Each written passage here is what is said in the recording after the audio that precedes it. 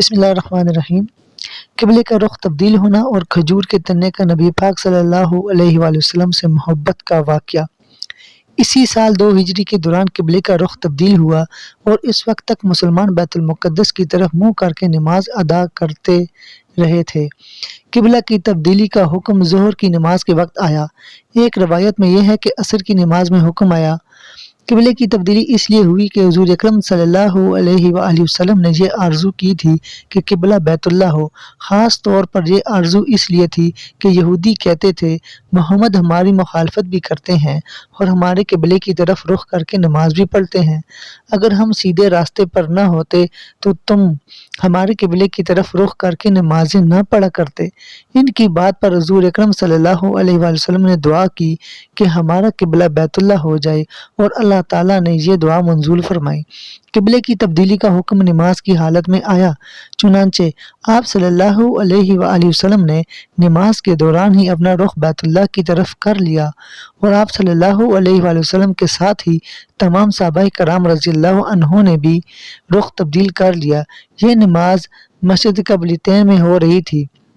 حضرت عبادہ بن بشر رضی اللہ عنہ نے بھی یہ نماز حضور نبی کریم صلی اللہ علیہ وآلہ وسلم کے ساتھ نماز پڑھی تھی۔ یہ مسجد سے نکل کر راستے میں 2 انصاریوں کے پاس سے گزرے، وہ نماز پڑھ رہے تھے، اس وقت رکوع میں تھے۔ انہیں دیکھ کر عباد بن بشر رضی اللہ عنہ نے کہا، میں اللہ کی قسم کھا کر کہتا ہوں کہ میں نے ابھی حضرت صلی اللہ علیہ وآلہ وسلم کے ساتھ کعبہ کی طرف منہ کر کے نماز پڑھی ہے۔ کعبہ والوں کو یہ خبر اگلے دن صبح کی نماز کے وقت پہنچی۔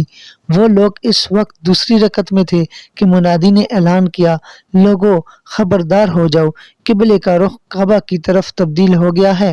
نماز پڑھتے ہوئے لوگ قبلے کی طرف گھوم گئے۔ اس طرح مسلمانوں کا قبلہ بیت اللہ بنا۔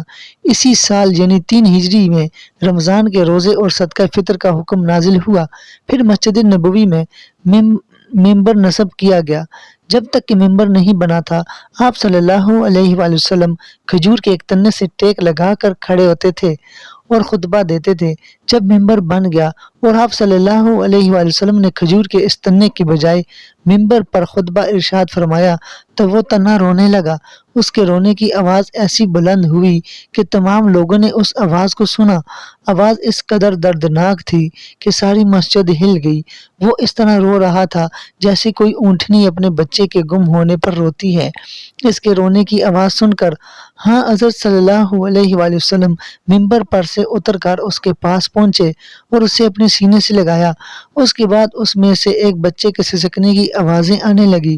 حضور اکرم صلی اللہ علیہ وآلہ وسلم نے اس پر پیار سے ہاتھ پھیرا اور فرمایا پرسکون اور خاموش ہو جا۔ تب کہیں جا کر اس کا رونا بند ہوا۔ اس کے بعد آپ صلی اللہ علیہ وآلہ وسلم نے اس تنے کو ممبر کے نیچے دفن کرنے کا حکم دیا۔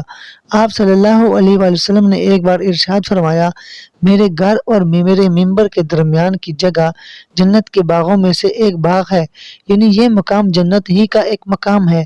اللہ تعالیٰ نے اس مقام کو جنت میں شامل کر دیا